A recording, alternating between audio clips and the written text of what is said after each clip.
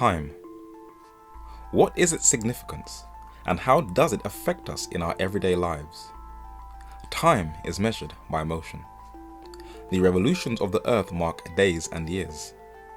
The moon was created on the fourth day as a natural measure of time. It is a satellite of the earth. The Anglo-Saxon word month is derived from the Greek word moon. And from one new moon to new moon, our yearly calendar is divided into 12 parts of 29.5 to 30 days. That has a synchronous relationship between the menstrual cycle of an adult woman that takes 28 days, that starts around the time of the new moon, also known as a lunar rhythm.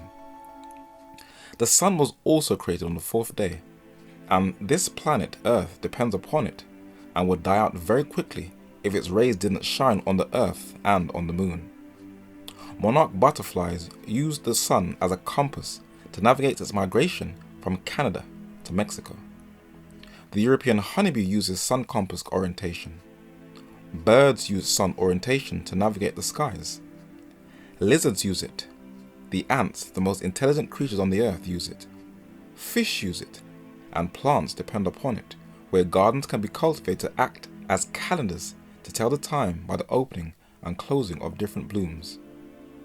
Man has depended upon the sun from antiquity to tell the time by using a sundial. Today, the swing of a clock pendulum marks seconds. But how do we measure time today? The Royal Observatory in Greenwich in London, England, plays a central role in measuring time, and people travel from all over the world just to stand on this one line, which has the names of all the countries from all over the world. What is the significance of this line? On a website called greenwichmeantime.com, Greenwich Mean Time (GMT) forms the reference point for accurate timekeeping in every location on planet Earth and even in space. Every culture in the ancient world had a calendar they used to measure time. The Aztecs of Central America in Mexico had two calendars they inherited from the Mayans, a religious one which had 260 days in a year, and a solar one with 365 days in a year. The Muslim calendar is dated to AD 622, known as the Mohammedan era.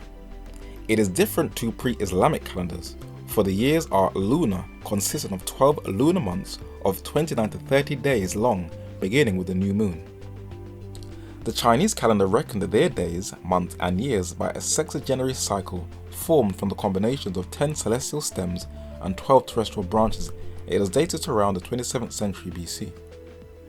The ancient Egyptian calendar comprised of 12 months or 30 days each, with 360 days, and the missing 5 days were added at the end under the name of days additional to the year. The heliacal rising of the star Sirius was the first day of the year. The Sumerian, Akkadian, Babylonian, and Assyrian calendar consists of 12 lunar months of 354 days in a year, or 29 to 30 days in a month, from one appearance of the lunar crescent to the next.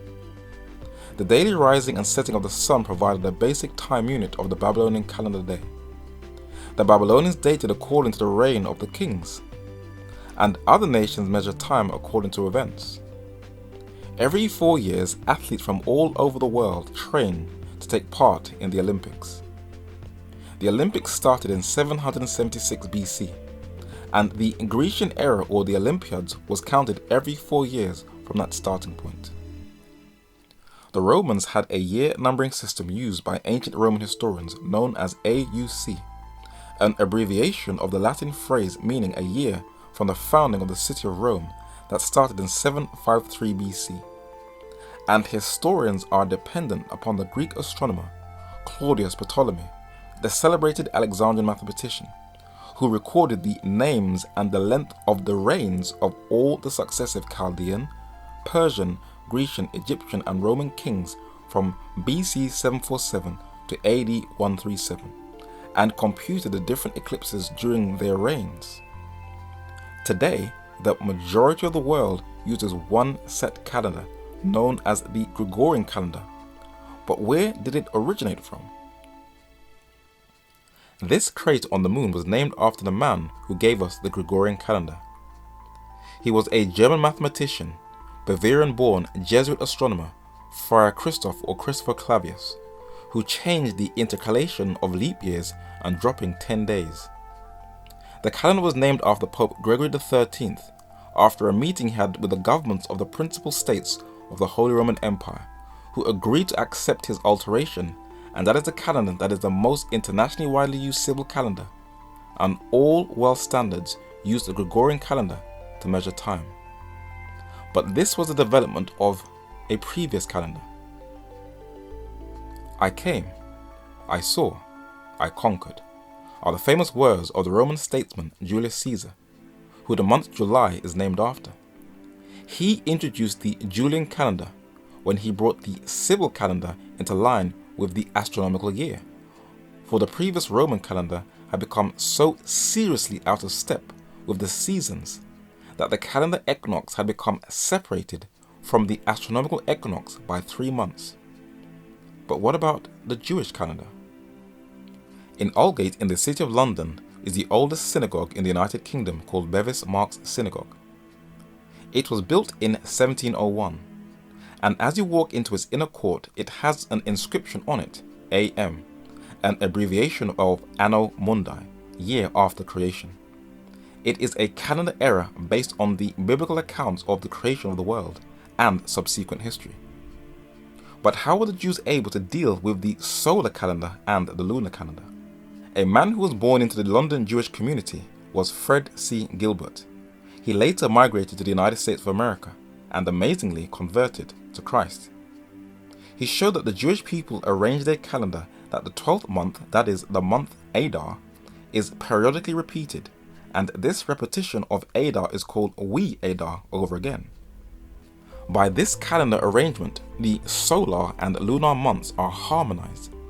But Gilbert knew that the Hebrew calendar was the only one suitable for calculating prophetic time, and he continued a trend of prophetic thought that was rooted in his homeland, Britain. He said that according to scriptural reckoning of time, there were 360 days in the Bible year. 30 days equaled a Bible month. Satan persecuted the church for a time, times, and half a time, 40 and 2 months, for 1260 days. These days are year days. Each day stood for a year. Irish-born Brit Henry Grant Guinness the previous century said, "The time, times and a half, the 42 months and the 1260 days, a day in the enacted prophetic type, represented a year in the subsequent history." The century before, Bishop Thomas Newton said in the 1700s, "The ancient Jewish year consisted of 12 months, and each month of 30 days, a time and times and a half a time, as equivalent to 40 and 2 months, or 1263 days. A day in the style of the prophets is a year." Philip Doddridge said, "A time, or 1 year, and times, or 2 years and half a time. 42 months, that is 1260 prophetic days or years." Scientist and mathematician Sir Isaac Newton said, "For a time, times and a half a time, or 3 times and a half, that is for 1260 solar years, reckoning a time of a calendar of 360 days, and a day for a solar year." Scottish minister Robert Fleming said the 3 grand apocalyptic numbers of 1260 days, 42 months, and times and a half are not only synchronical, but must be interpreted prophetically so as years must be understood by days. Welsh-born Englishman Matthew Henry said that 1263 days, this number of prophetic days taking a day for a year.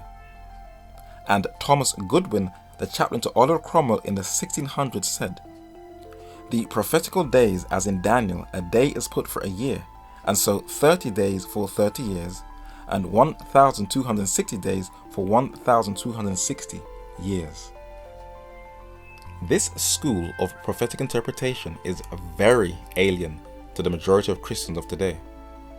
But as the prophetic clock is rapidly winding down, if life is spared, even at the doors we'll be doing a study on the book of Daniel in 2017.